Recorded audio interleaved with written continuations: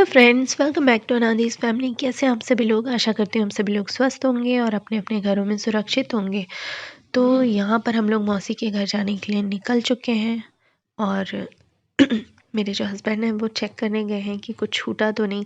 Last time जो gas की knob है वो भी चेक कर लेंगे, ताकि एक सेफ रहता है ना, नहीं तो घर का ही टेंशन लगा रहता है। तो लास्ट में एक बार चेक कर लेते हैं कि कुछ छूटा तो नहीं, या फिर कोई विंडो ओपन तो नहीं है। ऐसे चेक करने गए थे और हम लोग बस निकल चुके हैं जाने के लिए। तो रात का टाइम हो चुका है, 10 बज चुके हैं और हम लोग अर्ली मॉर्निंग सुबह पहुंचेंगे भाई के घर। वहां से फिर हम लोग जाएंगे, एक और मौसी है उनके घर, और फिर वहां से हम मौसी के घर, जिसके घर में हम लोग जाने के लिए मतलब तैयार हुए हैं, वहीं जाएंगे। क्योंकि काफ़ी लंबा रास्ता है, इसलिए हम लोगों को थोड़ा रुक रुक कर जाना है। तो ये देखिए, भाई के घर में ज़्यादा शूट नहीं कर पाई, निकलते समय याद आया, क्योंकि हम लोग पहुँचे तो काफ़ी थक गए थे। थोड़ा फ्रेश हुए, खाना खाए और बस अब निकल रहे हैं वापस फिर से नहा धोकर। और देखिए यहाँ पर मेरी जो मौसी है उनके घर में हम लोग पहुँचे हैं और ये उनके बच्चे हैं, दोनों ऑनलाइन क्लास ले रहे। तो कैमरे में मस्ती कर रहे थे ये लोग, तो इन्हीं को मैं परेशान कर रही थी। और मेरी बेटी इनको देखकर मैं भी क्लास अटेंड करूँगी करके बैठी हुई, मम्मा मम्मा मुझे भी, मम्मा मुझे भी, ऐसे कर रही थी। तो ये देखिए, ये भी क्लास अटेंड कर रही है।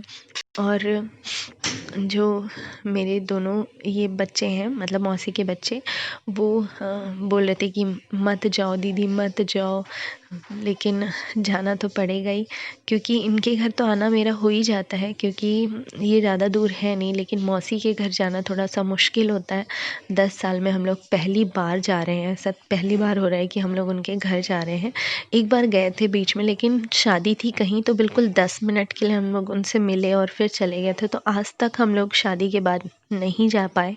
काफ़ी दूर हो जाता है तो फिर कुछ काम रहता है तभी जाना होता है। तो इस वजह से मौसी के घर जाना ही नहीं हुआ। मौसी तो आ जाती है लेकिन हम नहीं जा पाते, और वैसे भी वो अकेली रहती है तो ऐसे लगता है कि परेशान क्या करना, इसलिए हम लोग उनको बुला लेते हैं।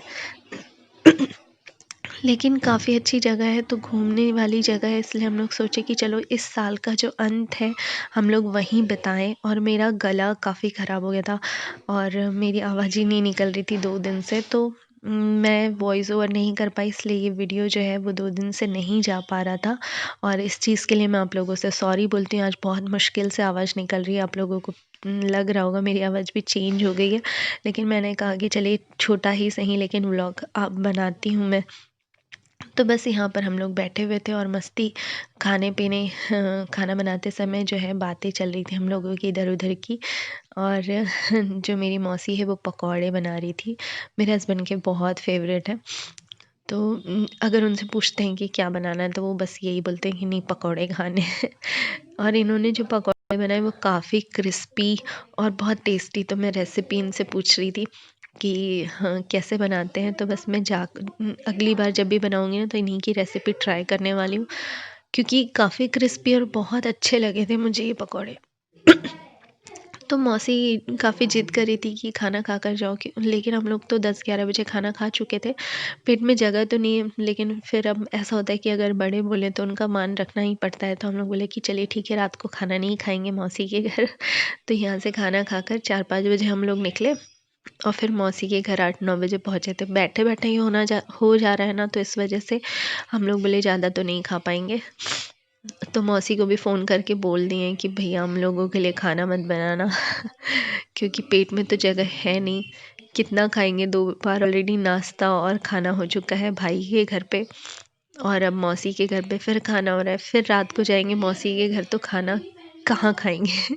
तो इस वजह से हम लोगों ने फ़ोन करके उन्हें मना कर दी कि खाना बनाना ही मत। नहीं तो पता चला हम लोग पहुँचे और वो हम लोगों के लिए खाना तैयार करके रखी हुई हूँ, तो वो भी फिर अच्छा नहीं लगता। और ऐसा होता है ना कि आप कहीं जाओ किसी के घर, तो अचानक से कैमरा निकाल के शूट करने का ध्यान ही नहीं रहता और इच्छा भी नहीं होती। और पता नहीं, अब थोड़ी सी ना मुझे शर्म आती है। लेकिन अब मैं सोची हूँ कि नहीं, इतना शर्माना नहीं चाहिए, कैमरा ऑन कर लेना चाहिए। क्योंकि फिर आप मेरे जो ब्लॉग्स हैं उनका इंतज़ार करते रहते हैं, तो अच्छा नहीं लगता मुझे। और ये हम लोग पहुँच चुके हैं अपनी मौसी के घर। मौसी जो है अकेली रहती है यहाँ पर, और ये मेरा बेटा सबसे लास्ट में पहुंचा है। और इसे कैमरे में अच्छा नहीं लग रहा था आना।